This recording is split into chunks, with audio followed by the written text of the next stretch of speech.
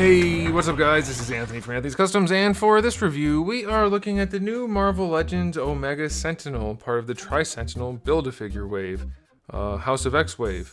And this is a figure which I do believe features entirely new parts. It's possible the feet are reused, but I do think everything is new on here, so you would think that would be a good thing, and maybe it is.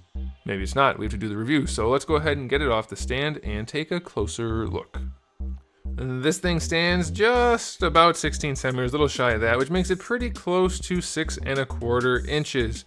And at first glance, it's pretty appealing in that it's got a lot of high contrast, some saturation. It's going to stand out on a shelf of Marvel Legends, as most of them don't have those things.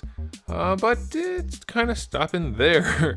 It's supposed to be pretty glossy looking as far as I can tell from the artwork. And pretty much the only thing that's glossy is this part of black and red right here. Everything else is fairly matte.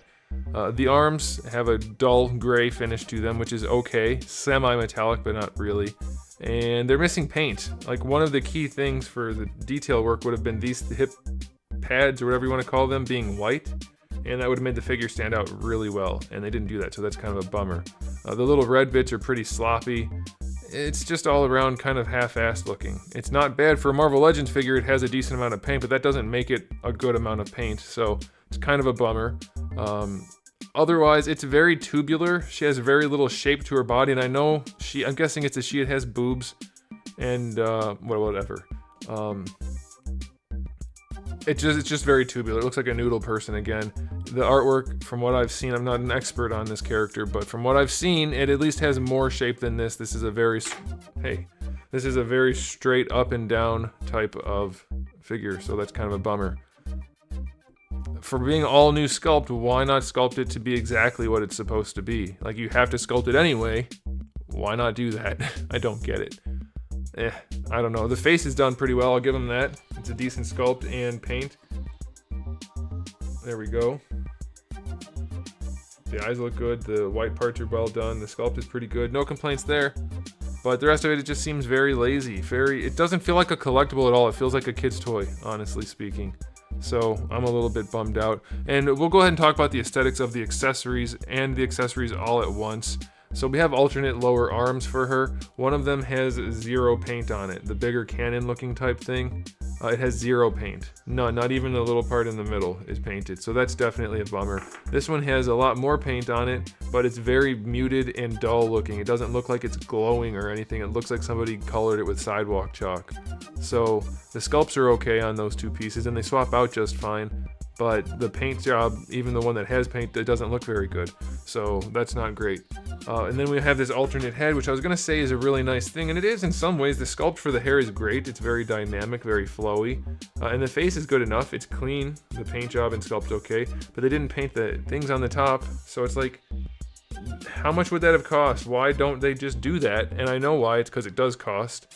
But also, these are at least intended to be aimed at collectors. While they can be purchased for kids, collectors should have things like hairbands painted rather than not. That's like dollar store level paint job for the head. So aesthetics and accessories on this figure end up being a 6 out of 10. Yeah, we got a big alternate head, but it's not painted. So that doesn't count. One of the arms isn't painted. It's just very lazy feeling.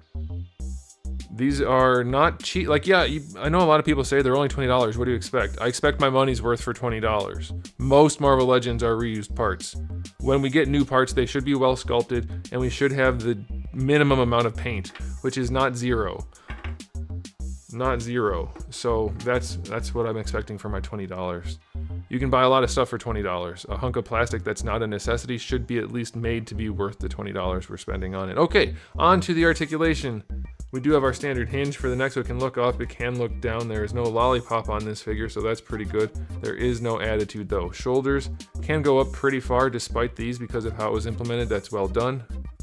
Full rotation. No bicep swivel up there though. You do get a single jointed elbow, just better than 90 degrees, and you do get your swivel there. That should be sufficient for a character like this. No real issues there. Wrists have a swivel and a hinge. Diaphragm joint gets gappy almost instantly. You can see into the torso, but it has decent range, but it is very high up on the torso, and there's nothing lower, so it's going to end up being just for adjustment posing. You can rotate it, of course, but you're not going to be able to do a whole lot of dynamic posing with this release. For the hips, going out to the side works about average. It's a little better than 45 degrees. It's probably about 45, I guess. It's okay. Going forward, holy crap, we have Y-jointed hips again, guys. Never thought I'd see that again. Never thought I'd see that. The hips are on a Y joint, so you have to bring them out and then rotate them, and they still stick out to the side, and it breaks the sculpt and paint. That is amazing to me that we are back to using Y-jointed hips.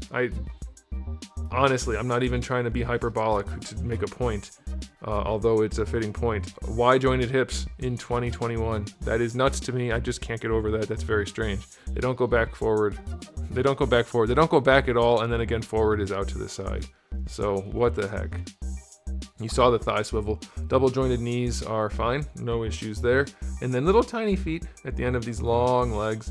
They go all the way back, pretty far forward, and they have an ankle rocker that is stuck on both feet.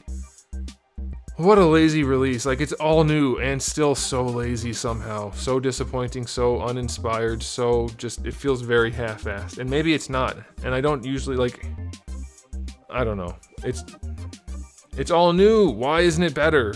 Everything on here is new. Why is it not better? The articulation gets a 4 out of 10 on this figure. Y-jointed hips? Seriously? What the heck?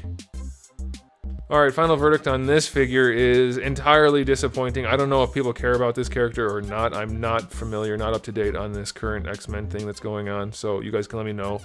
But I can't imagine anybody who is into this character, unless it's like unhealthy level of into it, I can't imagine they're going to be satisfied with this. It's very disappointing, very poorly implemented, not a fun collectible to own, not well put together.